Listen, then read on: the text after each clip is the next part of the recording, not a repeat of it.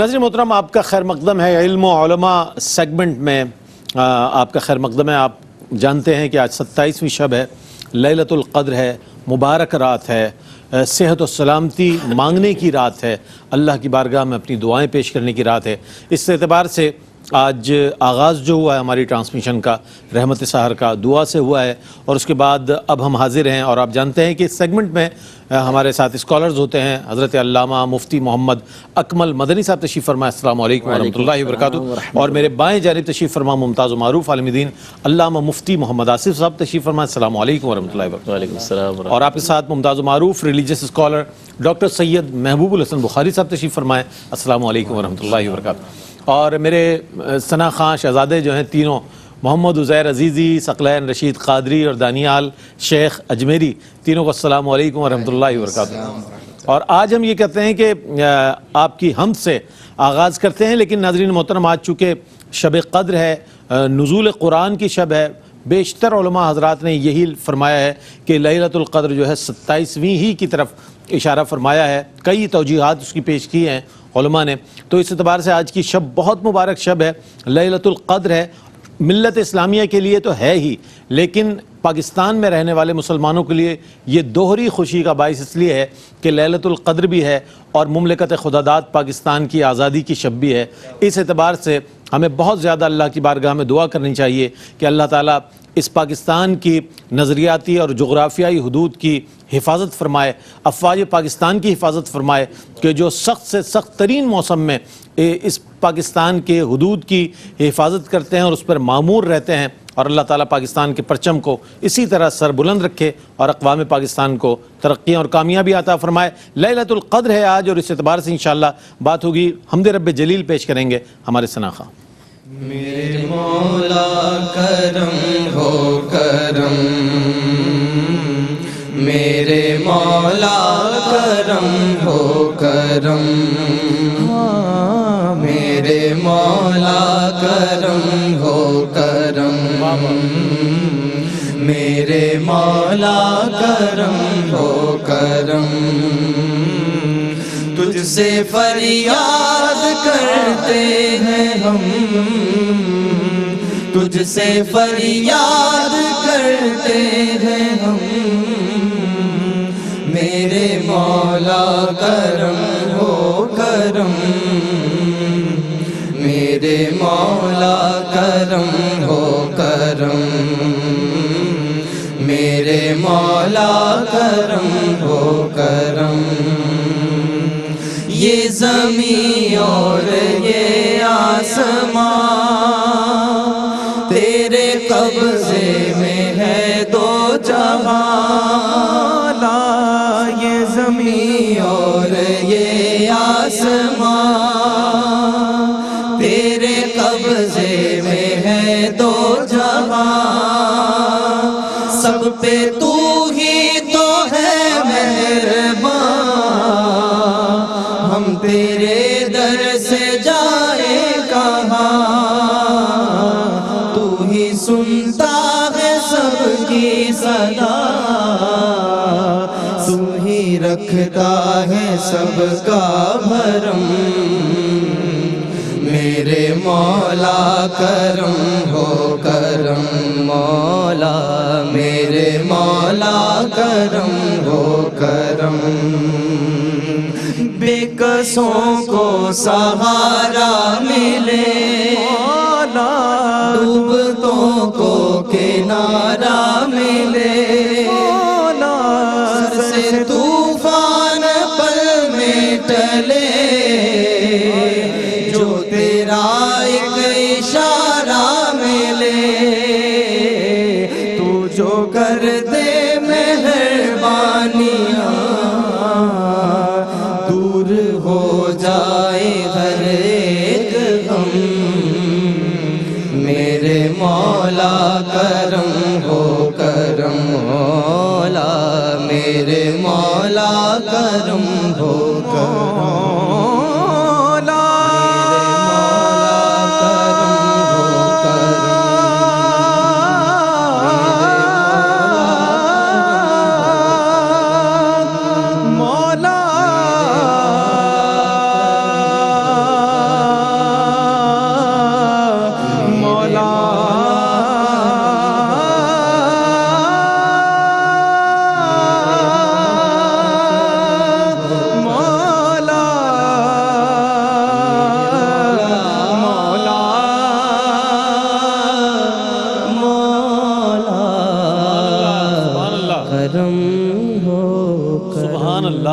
اللہ.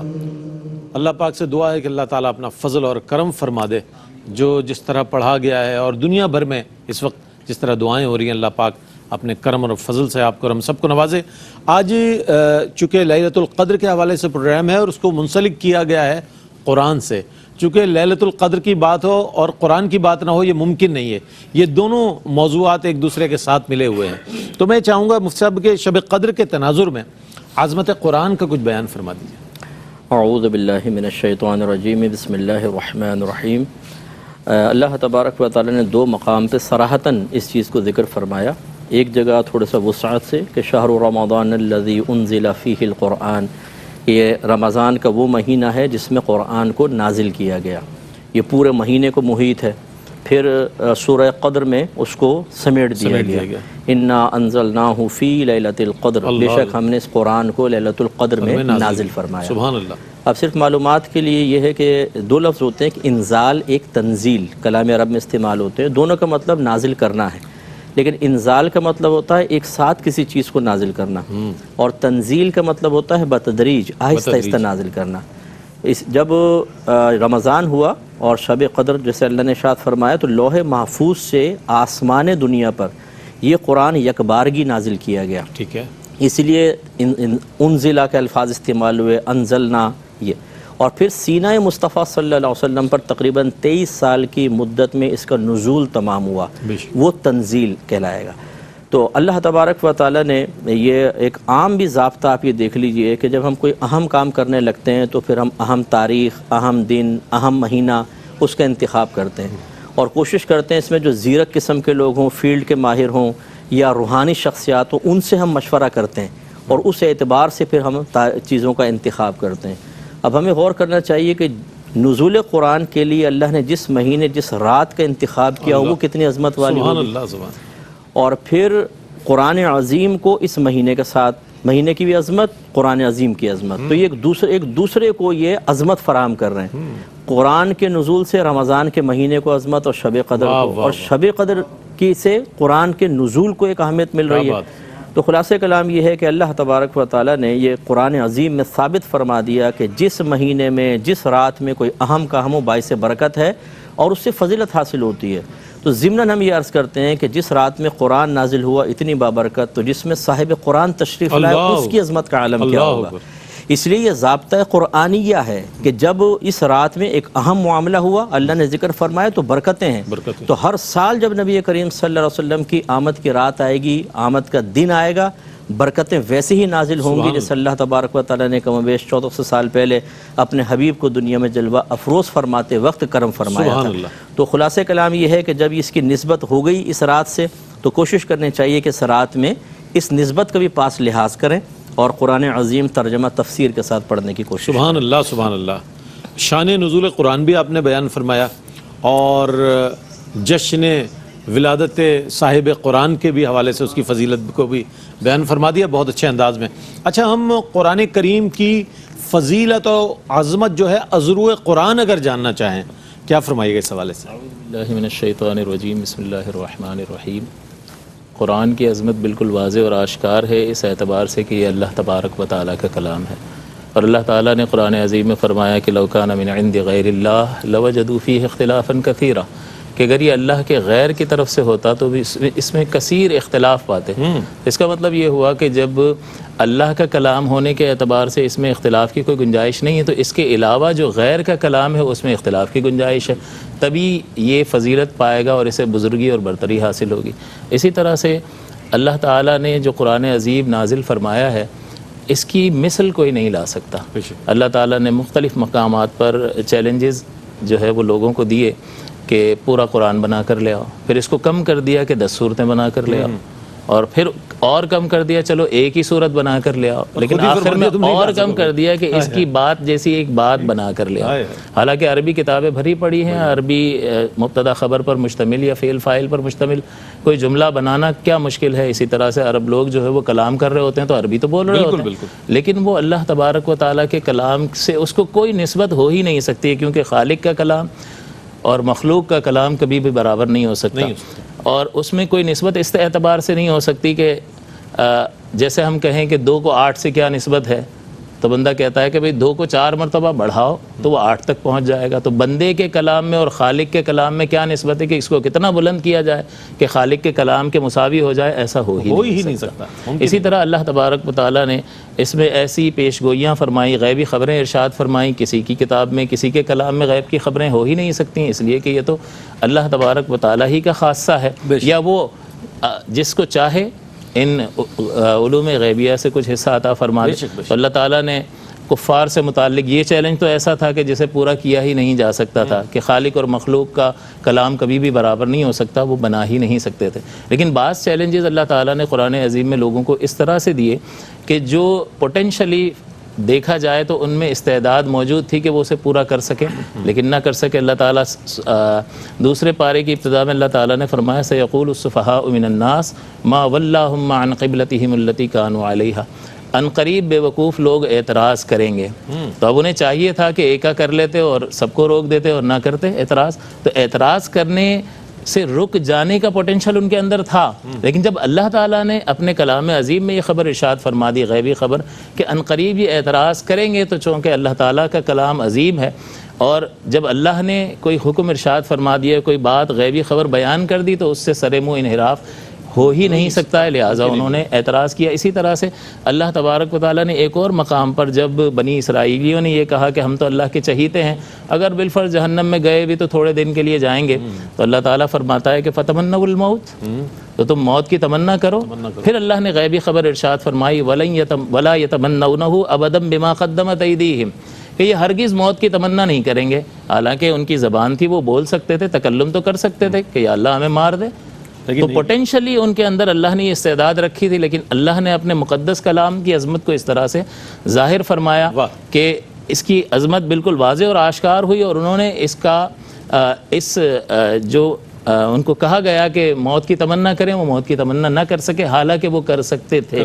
اس کے ساتھ ساتھ کلام جو ہے وہ ایسی صفت ہوتی ہے کہ جو شخصیت کی آئینہ دار ہوتی ہے. آپ کسی شخص کو دیکھیں گے تو اس کے وجود کو دیکھ کر آپ اس کی شخصیت کا اندازہ نہیں لگا سکتے، اس کے چلنے پھرنے کو دیکھ کر آپ اس کی اس صفت کا اندازہ لگا سکتے ہیں جسے آپ دیکھ رہے ہیں. لیکن جب بندہ کلام کرتا ہے تو اس کی ذہانت کا اور اس کی سوچ اور فکر کا اندازہ ہو جاتا ہے، اور اس کو سننے کے بعد پتہ چلتا ہے کہ بھئی آدمی میں دم ہے. بلا تمثیل و تشبیہ اللہ تبارک و تعالیٰ کی صفت کلام جو ہے وہ اللہ تبارک و تعالیٰ کی ذات پاک کو واضح طور پر آشکار کرتی ہے، اور اس کی عظمت کو تو والا کرتی ہے اور ظاہر کرتی ہے لوگوں پر.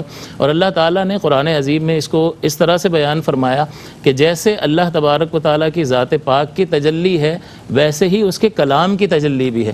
جس طرح سے حضرت موسیٰ علیہ السلام نے تمنا کی کہ یا اللہ مجھے اپنا دیدار کرا، تو اللہ تعالیٰ نے فرمایا کہ فَإِنِ اسْتَقَرَّ مَكَانَهُ فَسَوْفَ تَرَانِي، کہ میں تجلی ڈالتا ہوں، اگر وہ اپنے مقام پر ٹھہرا رہا پہاڑ تو تم بھی دیکھ لو گے. لیکن پھر کیا ہوا؟ جب اللہ تعالیٰ نے تجلی فرمائی تو جعلہ دکا، اللہ نے اس پہاڑ کو اپنی تجلی سے ریزہ ریزہ کر دیا. تو جیسی اللہ تبارک و تعالیٰ کی ذات پاک کی تجلی ہے کہ پہاڑ اس تجلی کو برداشت نہ کر سکا، ویسی ہی تجلی اللہ تعالیٰ نے قرآن عظیم میں اپنے کلام کی بیان فرمائی کہ لو انزلنا هذا القرآن على جبل لرأيته خاشعا متصدعا من خشیۃ اللہ، کہ اگر ہم اس قرآن کو پہاڑ پر نازل کریں تو تم دیکھو گے کہ وہ اللہ تبارک و تعالیٰ کے خوف اور خشیت سے ریزہ ریزہ ہو جائے گا. تو یہ چند باتیں ہیں، ورنہ قرآن جو ہے اپنی عظمت کا منہ بولتا ثبوت ہے. یہ چند چیزیں ہیں جس سے قرآن عظیم کی عظمت کو سمجھا جا سکتا ہے. مفتی صاحب نے مختلف مثالوں کے ساتھ عظمت قرآن، فضیلت قرآن، عذرو قرآن بیان فرمائی. مفتی صاحب نے لیلۃ القدر کے تناظر میں عظمت قرآن کے حوالے سے گفتگو فرمائی. اب انشاءاللہ آگے بڑھیں گے تو عذرو احادیث ہم جاننے کی کوشش کریں گے کہ فضیلت قرآن کیا ہے، عظمت قرآن کیا ہے. ایک مختصر سا وقفہ ہے، وقفے کے بعد لوٹتے ہیں. مجھے امید ہے آپ کا اور ہمارا ساتھ رہے گا. ناظرین آپ کا خیر مقدم ہے. شب قدر اور قرآن یہ ہمارا موضوع ہے، اور یہی موضوع ہونا چاہیے. آج کی شب کا 27ویں شب ہے، تو اس اعتبار سے لیلۃ القدر کے تناظر میں عظمت قرآن کا بیان آپ نے سنا مختصر اور جامع انداز میں. اس کے بعد قرآن کریم کی فضیلت اور عظمت جو ہے وہ عذرو قرآن آپ نے سنی قبلہ مفتی محمد آصف صاحب سے. اب ہم ڈاکٹر محبوب الحسن شاہ بخاری صاحب سے عرض کریں گے کہ قرآن کریم کی فضیلت اور عظمت عذرو احادیث مبارکہ میں چاہتا ہوں کچھ ارشاد فرمائیے. بسم اللہ الرحمن الرحیم. رئیس بھائی، بنیادی طور پر بات یہ ہے کہ حدیث کا محض وجود ہونا قرآن کریم کے حق ہونے کی دلیل ہے. کیا بات. اور اس بات کا مطلب یہ ہے کہ جو ابتداً حضور اکرم صلی اللہ تعالیٰ علیہ وسلم جب دعوت کا کام فرما رہے تھے تو اکثر لوگ یہ اعتراض کرتے تھے کہ یہ تو انسان کا کلام ہے، یا یہ قول شاعر ہے، یا قول کاہن ہے. تو حضور اکرم صلی اللہ تعالیٰ علیہ وسلم کہ جو احادیث ہیں، یعنی حدیث کی نوع کا ہونا ہی اس بات کی دلیل ہے کہ کلام اللہ اپنے سٹائل اور اپنی آرگنائزیشن کے اعتبار سے مختلف ہے، اور وہ اپنی بناوٹ میں اللہ کا کلام نظر آتا ہے اور حدیث اس سے مختلف نظر آتی ہے. تو اس لیے پہلا جو نقطہ جسے ہمیں سمجھنے چاہیے وہ یہ ہے کہ حدیث کا وجود خود قرآن کی صداقت پر دلیل ہے. دوسری بات یہ ہے کہ حضور اکرم صلی اللہ تعالیٰ علیہ وسلم نے بھی قرآن کی عظمت کے حوالے سے مختلف انداز میں مختلف پہلوؤں کی فضیلت اور اہمیت کو واضح فرمایا ہے. ایک تو حضور اکرم صلی اللہ تعالیٰ علیہ وسلم نے یہی فرمایا کہ خیرکم من تعلم القرآن وعلمہ، یعنی قرآن کریم کو جو بندہ سیکھتا ہے اور جو سکھاتا ہے وہ تم میں سے بہترین شخص ہے. اسی کے ساتھ ساتھ جب یہ فرمایا کہ قرآن کریم کی جو تلاوت ہے اور اس کے ایک ایک حرف کے اوپر جب آپ تلاوت کرتے ہیں تو 10 نیکیاں ہیں، یہ ایک اعتبار سے فضیلت ہے. اسی طرح فرض کریں کہ کوئی شخص قرآن کریم کی تلاوت کر رہا ہے اور وہ شخص سن رہا ہے تو سننے کے اوپر بھی ثواب ہے. پھر اسی طرح آپ دیکھیں کہ قرآن کریم کی مختلف صورتیں ہیں، ان صورتوں کی فضیلت کو بھی وضاحت کے ساتھ بیان کیا گیا. مثال کے طور پر جیسے سورۃ الملک کے حوالے سے ارشاد فرمایا گیا کہ یہ 30 جو آیات ہیں سورہ ملک کی، یہ انسان کی بخشش کی دعا کرتی ہیں، سفارش کرتی ہیں. ایک حدیث مبارکہ میں حضور اکرم صلی اللہ تعالیٰ علیہ وسلم نے فرمایا کہ تم قرآن سے محبت کرو، قرآن بھی تم سے محبت کرے گا، اور اس کی محبت کا انداز یہ ہوگا کہ قرآن کریم کی سورہ ملک اللہ رب العزت کی بارگاہ میں یعنی دعا کریں گے کہ آپ کی بخشش ہو جائے. اسی طرح قرآن کریم کے اندر جیسے فرض کریں کہ سورہ بقرہ ہے، اس کی تلاوت کی جائے تو گھر کے اندر اللہ رب العزت کے پیارے نبی نے فرمایا کہ شیطان کا داخلہ ممکن نہیں ہوگا یا اس کا بہکانا ممکن نہیں رہے گا. تو یہ تمام احادیث ہمیں یہ بتاتی ہیں کہ قرآن کریم کی فضیلت اور اہمیت کیا ہے. کیا سبحان اللہ. یعنی کہ احادیث مبارکہ کہ اور بھی اس کے علاوہ بھی بہت ساری ایسے ہمیں احادیث ملتی ہیں کہ جس میں قرآن کریم کی مختلف سورہ مبارکہ کے فضائل ملتے ہیں، کب پڑھنی ہے، کس انداز میں، کتنے بار، وہ ساری تفصیلات ملتی ہیں. لیکن ظاہر ہے وقت محدود ہے اور اس کے اندر رہتے ہوئے ہمارے اسکالرز جو ہیں اپنے جوابات عنایت فرما رہے ہیں. اچھا، علوم قرآنی کی روح سے اگر ہم جاننا چاہیں قرآن کریم کی عظمت اور فضیلت، میں چاہتا ہوں اس پر کچھ فرمائیے. یہ قرآن عظیم جو ہے وہ قیامت تک کے لیے ایک ہدایت کا ذریعہ اور سبب بن کر آیا ہے. اور پہلی کتابیں اور انبیاء کرام علیہم الصلاۃ والسلام ایک خاص وقت کے لیے اور ایک خاص قوم کی طرف مبعوث کیے جاتے تھے، اور حضور علیہ الصلاۃ والسلام کی رسالت آفاقی ہے اور قیامت تک کے لیے ہدایت کا سبب. لہٰذا قرآن کا دعویٰ یہ ہے کہ اس میں قیامت تک کے مسائل کا حل موجود ہے، چاہے اس چیز کا ذکر جو ہے فی نفسی ہی کر دیا ہو یا کسی اعتبار سے اس کی اصل کو بیان کر دیا گیا ہو. چنانچہ اللہ تبارک و تعالیٰ نے یہی وجہ ہے کہ ہدایت بھی کامل اللہ تعالیٰ نے اتاری اور اس کے بعد اس کی حفاظت کا ذمہ بھی لے لیا کہ لا یاتیہ الباطل من بین یدیہ ولا من خلفہ، کہ اس میں سے باطل کسی جانب سے بھی داخل نہیں ہو سکتا، یعنی کوئی بھی شیطانی فتنہ جو ہے اس میں تبدیلی کا باعث نہیں بن سکتا ہے. اسی طرح سے نحن نزلنا الذکر وإنا لہ لحافظون، تو ہدایت بھی کامل ہے اور قیامت تک کے لیے اس کی حفاظت کا بھی ذمہ لے لیا گیا. لہٰذا اس سے یہ ثابت ہوا کہ نیا نبی بھی نہیں آئے گا، کیونکہ اگر اپنی اصل صورت پر برقرار نہ رہا ہو تو پھر نئے نبی کی حاجت ہو، اور وہ ہدایت اگر کامل نہ ہو اور اسے بدلنا ہو اور قیامت تک کے لیے نہ ہو تو پھر نئے نبی کی ضرورت ہو. تو اللہ تعالیٰ نے اس قرآن کو قیامت تک کے لیے ہدایت بنا کر بھیجا اور اس کی حفاظت کا ذمہ بھی لے لیا، تو اب کسی نئے نبی کی حاجت اور ضرورت نہیں ہے.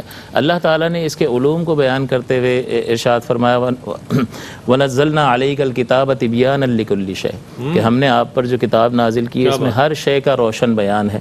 اسی طرح دیگر مقامات پر فرمایا وَلَا رَطْبٍ وَلَا يَابِسٍ إِلَّا فِي كِتَابٍ مُبِينٍ، کہ کوئی خشک اور تر ایسی نہیں ہے کہ جو کتاب مبین میں ذکر جسے نہ کر دیا گیا ہو. اور کہیں فرمایا کہ تفصیل کل شیء، کہ ہر شے کی تفصیل کو بیان کر دیا گیا. تو یہ جس پر نازل ہوا یعنی رحمت کونین صلی اللہ علیہ وسلم، آپ کی ذات والا صفات کے لیے ہر چیز کا روشن بیان ہے، اور پھر اس میں سے حضور علیہ الصلوۃ والسلام جتنی اس کی وضاحت فرمائیں اور امت کو جتنا اس میں سے سکھائیں.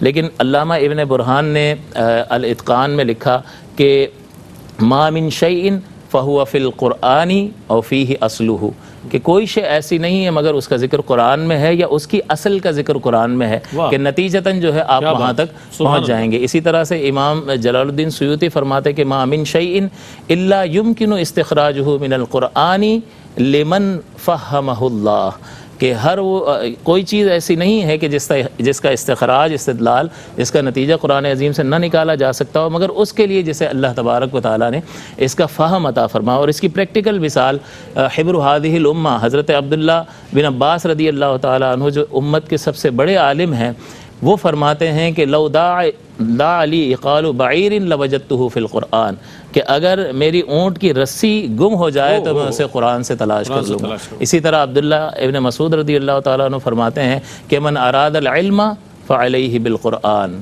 کہ جو علم کا ارادہ کرتا ہے تو اس پر لازم ہے کہ وہ قرآن سے وابستہ ہو جائے. فَإِنَّ فِيهِ خَيْرُ الْأَوَّلِينَ وَالْآخِرِينَ، کیونکہ اس میں اولین اور آخرین کی بھلائیوں اور خیر کو جمع کر دیا گیا. اور دیگر مقامات پر وسعت بہت زیادہ ہے، بہت سارے مضامین اللہ تعالیٰ نے قرآن عظیم میں بیان فرمایا، اور اس کے علوم کی وسعت کا انسان احاطہ کر ہی نہیں سکتا کیونکہ خالق کا کلام ہے. اللہ تعالیٰ نے دیگر مقامات پر انسان کی تخلیق کے مراحل کو ذکر فرمایا. ثم خلقنا النطفة علقة فخلقنا العلقة مضغة فخلقنا المضغة عظاما فكسونا العظام لحما، یہ سارے مراحل کو ذکر فرمایا. اور پھر فرمایا ثم انشأناه خلقا آخر، یعنی پھر ہم نے اس کی جو ہے نطفے سے گوشت میں بدلا، خون میں بدلا، خون سے گوشت میں بدلا، گوشت سے اسٹرکچر بنا دیا، اس کا ڈھانچہ اسکیلیٹن بنا دیا، اور پھر ہم نے اسے گوشت پہنا دیا، اور پھر ہم نے اس میں روح پھونک دی. فتبارک اللہ احسن الخالقین. تو کیا ہی بڑی برکت والی ذات ہے جو سب خالقوں سے بہتر تخلیق فرمانے والا. اسی طرح سے ماں کے پیٹ میں بچے کی جس طرح سے تخلیق ہوتی ہے، ان علوم کو ذکر کرتے ہوئے اللہ تعالیٰ فرماتا ہے یخلقکم فی بطون امہاتکم خلقا من بعد خلق فی ظلمات ثلاث، کہ اللہ تبارک و تعالیٰ یہ جو تمہیں مختلف مراحل سے، تخلیقی مراحل سے گزار رہا ہے، ماں کے پیٹ میں یہ تین پردوں میں ماں کے پیٹ میں اللہ تعالیٰ تمہیں پال رہا ہوتا ہے. اور آج میڈیکل سائنس جو ہے اس بات کو تسلیم کرتی ہے کہ واقعتاً جب بچہ ماں کے پیٹ میں ان مراحل سے گزر رہا ہوتا ہے تو وہ 3 جھلیاں اور 3 پردے ہوتے ہیں جس میں اس کی نشو و نما ہو رہی ہوتی ہے. تو یہ وہ علوم ہیں کہ کسی بھی علم کو اللہ تعالیٰ نے چھوڑا نہیں ہے. اسی طرح سے جو ہے حقائق کائنات کو بیان فرمایا، مرج البحرین یلتقیان بینہما برزخ لا یبغیان. کسی کو معلوم ہی نہیں تھا، ایک سائنسدان آسٹریلوی جو ہے وہ ایسے سفر کرتے کرتے اس نے اس سمندر کو دیکھا اور حیران ہوا کہ یہ مل کیوں نہیں رہے ہیں. اللہ تعالیٰ فرماتا ہے کہ مرج البحرین یلتقیان بینہما برزخ لا یبغیان.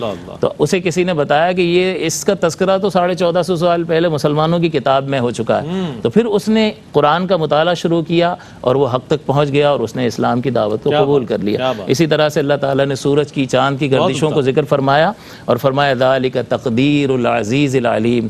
تو یہ وہ حقائق کائنات ہیں جو اللہ تعالیٰ نے بیان فرمایا. اور قرآن کے جیسا کہ میں نے عرض کیا علوم کی وسعت اس قدر زیادہ ہے کہ بندہ اس کا احاطہ نہیں کر سکتا. کیا کہنا علوم قرآن کا اگر حوالہ آ جائے، موضوع آ جائے، تو قرآن میں وہ تمام ماضی، حال، مستقبل کی وہ تمام باتیں موجود ہیں اور وہ تمام زمینی اور آسمانی علوم موجود ہیں کہ جسے آج تک انسان جو ہے وہ کوشش کر رہا ہے کہ ڈسکرائب ہو جائے، وہ اس کی وضاحت ہو جائے، وہ ہم پر مستحضر ہو جائے. انسان اس میں کوشش میں لگا ہوا ہے. اچھا، اب علوم قرآنی کے حوالے سے ہم نے بات کی، لیکن ہم اب چاہیں گے اس سے بڑھ کر کہ اعجاز قرآنی کے تناظر میں چاہتا ہوں قرآن کریم کی فضیلت اور عظمت جو ہے اس کے حوالے سے کچھ ارشاد فرمائیے. بسم اللہ الرحمن الرحیم. اعجاز قرآن کے حوالے سے میرا یہ خیال ہے کہ سب سے پہلے ہمیں یہ سمجھنا چاہیے کہ جس دعوت کا آغاز بنی نوع انسان کے آغاز میں ہوا، تو جب بھی کلام پاک پیش کیا گیا لوگوں کے اوپر تو 3 طرح کے لوگ تھے.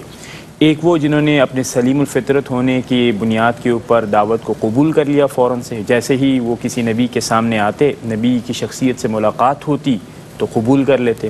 دوسرا گروہ وہ تھا جو کہ اناد بغض کی بنیاد کے اوپر, حسد کی بنیاد کے اوپر اس نے دعوت کبھی بھی قبول نہیں کی. اور تیسرا گروہ وہ ہمیشہ سے رہا جس کے دل میں جب بھی کسی نبی کے سامنے وہ سامنے آتا اور دعوت اس کے سامنے پیش کی جاتی تو ہمیشہ اس نے تردد کا اظہار کیا, اور اس تردد کے ریموول کے لیے, اس تردد کے ہٹانے کے لیے اللہ رب العزت نے معجزات کا بالخصوص اہتمام فرمایا کہ ہر نبی کے ساتھ معجزات تھے. معجزات سے مراد یہ ہے کہ جب کوئی بھی چیز پیش کی جائے گی نبی کسی بھی نبی کی طرف سے, تو وہ شخص جو کہ مخاطب ہوگا یا وہ قوم جو کہ مخاطب ہوگی وہ اس طرح نہیں کرنے پر قدرت رکھے گی, یعنی وہ پھر اپنی عاجزی کا اظہار کرے گی, یہ تو میں نہیں کر سکتا, یہ میری قدرت اور میری دسترس سے باہر ہے. اور پھر جتنے بھی یعنی معجزات آئے مختلف انبیاء کے ساتھ, وہ ہمیشہ اس زمانے کے دستور اور اس کے رہن سہن, اس کے چلن کے مطابق ہوا کرتے تھے. اب بالخصوص اگر ہم قرآن کریم کی بات کریں تو قرآن کریم عربوں میں یعنی اس قوم کو حضور اکرم صلی اللہ تعالیٰ علیہ وسلم نے دعوت دینی تھی, اور عرب اپنے بارے میں یہ کہتے تھے کہ ہم فصیح و بلیغ ہیں, اور ہمارے علاوہ جتنے لوگ ہیں وہ عجم ہیں, یعنی وہ گفتگو ہی نہیں کر سکتے. تو گفتگو کا فن یعنی فصاحت اور بلاغت, کلام کے اندر گہرائی اور گیرائی اور اس کے اندر ایک اثر پذیری, یہ تھی اس زمانے کی خصوصیت, اور حضور اکرم صلی اللہ تعالیٰ علیہ وسلم کو اسی خصوصیت کے ساتھ آپ نے قرآن کریم آپ کے اوپر نازل فرمایا. جب حضور اکرم صلی اللہ تعالیٰ علیہ وسلم یہ پیش فرماتے تو وہاں کی جو قوم ہے یعنی کفار و مشرکین, وہ اس پر کبھی قدرت نہیں لا پاتے کہ وہ اس سے متاثر ہوئے بغیر نہ رہ پکیں, وہ چاہیں بھی تو اس کے متاثر ہوئے بغیر نہیں رہ سکتے. جیسے کہ حضرت عمر رضی اللہ تعالیٰ عنہ آپ بیان کرتے ہیں اپنے اس زمانے کا, جب دعوت پیش کی گئی اور آپ نے دعوت کو قبول اس زمانے میں نہیں کیا تھا. آپ نے فرمایا کہ حضور اکرم صلی اللہ تعالیٰ علیہ وسلم ایک بار تلاوت فرما رہے تھے خانہ کعبہ کے اندر, اور میں نے چھپ کے سنا. جب میں نے سنا تو سنتے ہی قرآن کریم کا اتنا اثر ہوا کہ میرے ذہن میں یہ آیا کہ کہیں میرا یہ دل میرے جسم سے باہر نہ چلا جائے. پھر میں نے اپنے آپ کو تسلی دی اور میں نے کہا نہیں یہ قول شاعر ہے. جب حضور اکرم صلی اللہ تعالیٰ علیہ وسلم نے اگلی آیت پڑھی تو آپ نے بتایا کہ یہ قول شاعر نہیں ہے. پھر فرمایا نہیں قول کاہن ہوگا, یعنی میں مسلسل اپنے آپ کو تسلیاں دیتا رہا کہ یہ کلام اللہ نہیں ہے, اور کلام اللہ ایسا تھا کہ میرے دل کی بات کے مطابق مجھے جواب دیتا ہر بار, جیسے کہ حضور اکرم صلی اللہ تعالیٰ علیہ وسلم وہ قرآن کریم کی آیات سن رہے تھے. اسی طرح عتبہ بن ربیعہ, جب یعنی جتنے بھی ینگسٹرز تھے ان کو جب آپ نے دعوت دی حضور اکرم صلی اللہ تعالیٰ علیہ وسلم نے, تو اس نے کہا کہ بھائی یہ اس طرح تو ہمارے آباء و اجداد کا دین ختم ہو جائے گا, ہمارے پوری جو سیاسی نظم ہے, معاشرتی نظم ہے, یہ ختم ہو جائے گا. تو وہ کچھ پروپوزلز لے کر حضور اکرم صلی اللہ تعالیٰ علیہ وسلم کے پاس آیا. تو اس نے کہا کہ آپ ملکیت چاہتے ہیں, آپ شیخ یا رئیس بننا چاہتے ہیں تو ہم آپ کو کسی بھی قبیلے کا سردار بنا دیتے ہیں. اگر آپ کو مال و دولت چاہیے ہم آپ کو مال و دولت دیتے ہیں. کہیں آپ نے نکاح کرنا ہے ہم آپ کا نکاح کے اہتمام کرتے ہیں, یہ کام نہ کریں. جواباً حضور اکرم صلی اللہ تعالیٰ علیہ وسلم نے قرآن کریم کی چند آیات کی تلاوت فرمائی. روایات میں آتا ہے عتبہ بن ربیعہ خود یہ کہتا ہے کہ مجھے حضور اکرم صلی اللہ تعالیٰ علیہ وسلم کا جو منہ مبارک ہے اس کے سامنے ہاتھ رکھنا پڑا, کیونکہ اس کا اتنا اثر تھا کہ میں اس کے اثر پذیری سے متاثر ہوئے بغیر نہ رہ سکا. تو اب اس کا مطلب کیا ہوا کہ ان میں حضرت عمر کس قبیل سے تھے؟ عمر کے اسلام میں جو تردد وہ وہاں سے ختم ہو گیا. عتبہ بن ربیعہ کس قبیل سے تھا؟ اس نے قبول ہی نہیں کرنا تھا, اس نے اس بات کا اقرار کیا کہ یہ ہے, لیکن وہ نہ پکڑ پایا. اور رئیس بھائی اس میں ایک بات یہ بھی ہے کہ معجزہ ہر نبی کا اس قوم کے ساتھ ہوتا ہے, جیسے ہی وہ زمانہ گزرتا ہے ختم ہو جاتا ہے. حضور اکرم صلی اللہ تعالیٰ علیہ وسلم چونکہ ہمیشہ سے یعنی آپ کی جو نبوت ہے اس نے ہمیشہ رہنا تھا, لہٰذا آپ کے معجزے نے بھی ایسا ہی سبحان اللہ. حضور اکرم صلی اللہ تعالیٰ علیہ وسلم کے اس ہمیشہ یعنی رہنے نبی ہونے کے ناطے اور آخری نبی ہونے کے ناطے قرآن کریم نے اس یعنی معجزے کو بھی ایسا بنایا کہ آتی دنیا تک اس طرح کی کوئی کتاب بنا نہیں سکتا, ایسا کلام تخلیق نہیں کر پاتا. دیکھیے نوجوانوں کو میں یہ بات ضرور کہنا چاہوں گا, قرآن کریم کے اوپر لوگوں نے اعتراضات بہت سارے کیے, اس کے جوابات ہمیشہ آتے رہے, تاریخ ثابت کرتی رہی, علماء نے دیے, فقہاء نے دیے. الغرض اعتراضات اعتراضات آنا ایک بات ہے، اس کلام پر قادر ہونا، اس طرح کا کلام لے کر آنا، جیسے کہ پہلے بھی گفتگو ہوئی کہ آپ اس طرح کا کلام لے آئیے، مکمل کتاب، 10 صورتیں لے آئیے، ایک صورت لے آئیے، اس پر آج تک 1400 سال سے زیادہ زمانہ گزر چکا ہے، آج تک کوئی بھی شخص اس جیسا کلام تخلیق نہیں کر پایا۔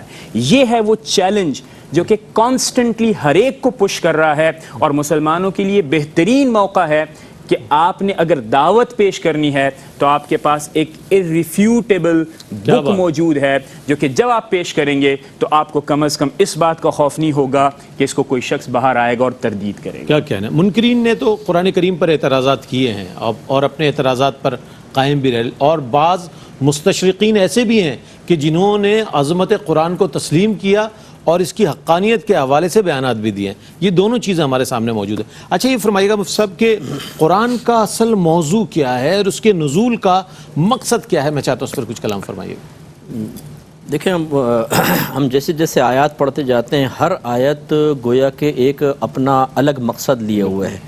عذابات کی آیات کا الگ مقصد ہے، جس میں ترغیبات ہیں، ترہیبات ہیں، جیسے اب جنت کی ہیں، یہ پچھلی قوموں کے واقعات ہیں، نصیحتیں ہیں، ضرب الامثال ہیں، احکام ہیں۔ بالکل۔ لیکن ان سب کا اگر خلاصہ نکالا جائے تو وہ ابتدا میں اللہ نے بیان فرمایا ھدی للمتقین، ایک جگہ فرمایا ھدی للناس۔ اصل اس کا مقصود ہے ہدایت، اور اس کی ہم ہمیشہ تشریح کرتے ہیں کہ دیکھیں ہدایت کا مطلب ہوتا ہے کہ انسان کسی چیز سے مکمل طور پہ فیض اس طرح حاصل کرے کہ پھر وہ فیض اس سے جدا نہ ہو، یہ کامل ہدایت ہے۔ مثال کے طور پہ سب سے پہلی چیز، اگر آپ کو کلام ہی سمجھ میں نہ آئے تو آپ کیسے ہدایت حاصل کریں گے؟ مثلا میں آپ سے کہوں شیشی شیشی شو شو شو پک شک کریں، نہیں کر سکتے، نہیں کر سکتے۔ کیوں؟ کلام ہی سمجھ میں نہیں آیا، صاحب کیا بول رہے ہیں آپ، کوئی کلام تو صحیح بول رہے ہیں۔ تو اس کا مطلب ہے کہ جو ہمارے بھائی بہن صرف عربک عبارت پڑھتے ہیں، یقیناً باعث ثواب ہے، باعث برکت ہے، لیکن انہیں یہ نہیں پتہ ہوتا ساری زندگی بعد اوقات کہ میرا رب مجھ سے کیا فرما رہا ہے، تو ہدایت کیسے حاصل ہوگی؟ دوسری بات یہ کہ چلے آپ نے چیز کو سمجھ لیا لیکن غور سے نہیں سنا، جیسے بعض اوقات آپ التفات آپ کا کسی اور جانب ہوتا ہے، عالم کلام کر رہا ہوتا ہے تو عالم سمجھتا ہے شاید آپ سن نہیں رہے، لیکن میں آپ کا کمال جانتا ہوں کہ آپ کا ایک کان ادھر ہوتا ہے اور ایک کان اس طرف، نگاہ اس طرف ہوتی ہے، ماشاءاللہ یہ آپ کا تصرف ہے حضرت، بڑی مہربانی۔ تو اب یوں ہوتا ہے کہ ہم لوگ جیسے عوام کے سامنے بیان کر رہے ہوتے ہیں نا، ہمیں پتہ ہوتا ہے کون ہمیں دیکھ رہا ہے اور وہ بیوی کے بارے میں سوچ رہا ہے گھر جا کے کہاں کہاں میرے کوہنی پڑنے والی۔ تو یہ مسئلہ ہوتا ہے کہ اگر آپ غور سے نہیں سنیں گے کیسے ہدایت حاصل ہوگی؟ تیسری چیز پہ سمجھنا، اگر ایک جیسا علماء بیان کر رہے ہیں کہ آدمی سمجھ ہی نہیں پا رہا، کیسے وہ ہدایت حاصل کرے گا؟ کیسے اس کو رہنمائی ملے گی؟ اس کا مطلب سمجھنا، پھر یاد رکھنا۔ ہماری عوام کی اکثر عادت ہے کہ وہ صرف بھولنے کے لیے سنتے ہیں، کوئی ناراض نہ ہو، بڑے بڑے علماء کے بیان سنیں گے، باہر نکل کے کہتے ہیں ایمان تازہ ہو گیا۔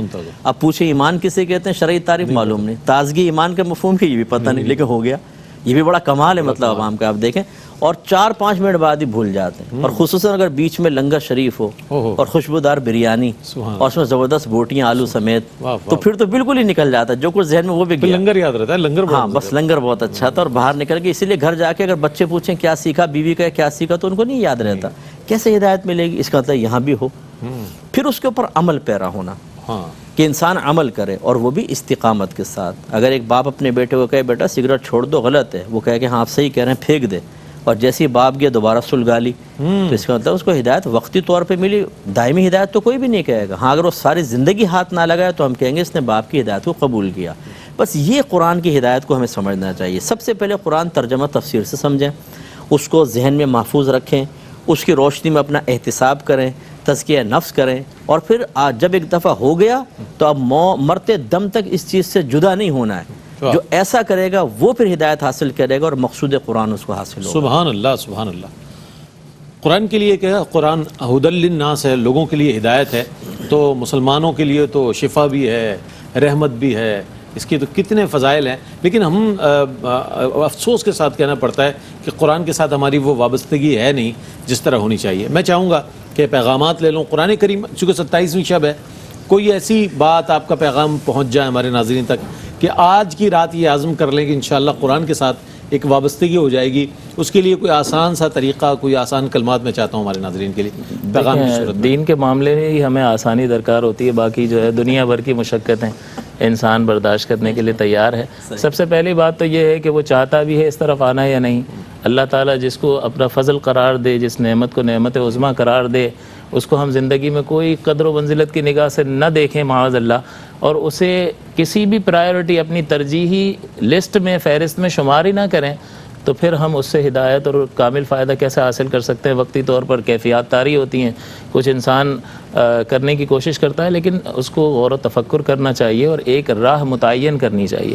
اللہ تعالیٰ نے سورۃ الحدید میں بیان فرمایا انسان کو کہ زندگی کے مراحل کو ذکر کر کے فرمایا کہ یہاں تم سب ساتھ ہو، کم میں اور نکم میں، لیکن آخرت میں وَفِي الْآخِرَةِ عَذَابٌ شَدِيدٌ وَمَغْفِرَةٌ مِّنَ اللَّهِ وَرِضْوَانٌ۔ تو ان دو گروہوں میں تمہیں تقسیم کر دوں گا، تم دیکھ لو، تمہیں فیصلہ کرنا ہے کہ تم کس طرف جاتے ہو۔ جہاں تم رہ رہے ہو یہ جان لو کہ وَمَا الْحَيَاةُ الدُّنْيَا إِلَّا مَتَاعُ الْغُرُورِ، جہاں رہ رہے ہو وہاں دھوکہ بہت زیادہ ہے، اگر دھوکہ کھا گئے تو پھر عذاب شدید کا شکار ہو گئے، اور اگر دھوکے سے بچ گئے تو اگر یہاں اچھا بو کر آ گئے تو پھر وہاں اچھا کاٹو گے۔ لہٰذا انسان کو ڈٹرمنیشن ہونی چاہیے کہ وہ کرنا چاہتا ہے، اس طرف آنا چاہتا ہے، اور اس طرف آنے کے لیے جو ہے اس کو قرآن کا مطالعہ کرنا چاہیے، حدیث کا مطالعہ کرنا چاہیے، آخرت اپنے مستقبل کے بارے میں غور کرنا چاہیے۔ جس طرح سے دنیاوی مستقبل کے بارے میں غور کر کے اپنے اندر ایک نوع کی قوت پاتا ہے، اسی طرح سے آخرت کے بارے میں، اس کے مصائب اور آلام اور ہمیشہ کی زندگی کے بارے میں جب غور کرے گا تو پھر اپنے اندر ایک نوع کی طاقت پائے گا اور اس طرف قدم بڑھا سکتا ہے۔ میں بہت شکریہ ادا کروں گا مفتی صاحب آپ کی تشریف آوری کا، قبلہ ڈاکٹر سید محبوب الحسن شاہ صاحب بخاری صاحب آپ کی تشریف آوری کا بہت شکریہ۔ دونوں حضرات، چونکہ ظاہر ہے قرآن موضوع ایسا ہے کہ عام طور پر ہمارے ہاں لوگوں کا مزاج بھی نہیں ہے اس پر بات سننے کا، وہ ایسی کوئی باتیں ہوں جو بہت لائٹلی ہوں، اس میں بشارتیں ہوں، بہت اچھی اچھی خوشخبریاں ہوں، وہ سن کر چلے آتے ہیں۔ بڑا اچھا، وہ بیان کرنے والے بڑے اچھا آئے تھے، انہوں نے بڑا متاثر کیا۔ مولانا تو ہمارے متاثر ہی نہیں کرتے، بس جمعے کے لیے، فرض کے لیے ہم چلے جاتے ہیں۔ اصل میں بات یہ ہے کہ قرآن کو سمجھنے کے لیے ہمیں پرائیورٹی پر قرآن کو رکھنا ہوگا، ترجیحات میں رکھنا ہوگا۔ بطور مسلمان، بینگ اے مسلم، ہمیں قرآن کے ساتھ ایک رابطہ کرنا ہوگا اور ایک وابستگی قائم کرنی ہوگی، تاکہ یہی قرآن کل بارگاہ رب العزت میں ہماری شفاعت کے لیے بھی جو ہے اعلان کر سکے کہ پروردگار تیرا یہ وہ بندہ تھا جو تلاوت کیا کرتا تھا۔ بہرصورت آج ہم شب قدر کے حوالے سے، قرآن کے حوالے سے ہم نے بات کی۔ آج ہم ٹریبیوٹ پیش کر رہے ہیں ثقلین احمد۔ ثقلین احمد نام ہے، اور منور بدایونی رحمۃ اللہ علیہ جو ہے ان کا تخلص ہے۔ بدایوں میں چونکہ پیدا ہوئے آپ، تو بدایونی آپ کے نام کے ساتھ ہے، اور اس کے بعد کراچی تشریف لے آئے، پاکستان تشریف لے آئے، تو پھر کراچی میں سکونت اختیار کی اور یہیں پر آپ کا انتقال ہوا۔ منور نعتیں، منور غزلیں، منور قطعات، منور رباعیات، یہ آپ کی مختلف کتب ہیں کہ جو منصہ شہود پر ظاہر ہوئیں، اور آپ کا بہت معروف کلام جو ہے وہ زباں زد خاص و عام نظر آتا ہے۔ نہ کہیں سے دور ہیں منزلیں، نہ کوئی قریب کی بات ہے، جسے چاہے اس کو نواز دے، یہ در حبیب کی بات ہے، اور ایسے مختلف کلام جو ہے آپ سنتے ہیں، محافل کا حصہ ہوتے ہیں۔ آج انشاءاللہ شامل کریں گے نعت ہی نعت میں حضرت منور بدایونی رحمۃ اللہ تعالیٰ علیہ کو ٹریبیوٹ پیش کیا جائے گا۔ قبلہ مفتی محمد اکمل مدنی صاحب ہمارے ساتھ اس محفل میں نعت ہی نعت میں تشریف فرما ہوں گے۔ دونوں معزز مہمانان گرامی کا شکریہ میں نے ادا کیا ہے۔ حاضر ہوتے ہیں کہ وقفے کے بعد ہمارے ساتھ رہیے گا۔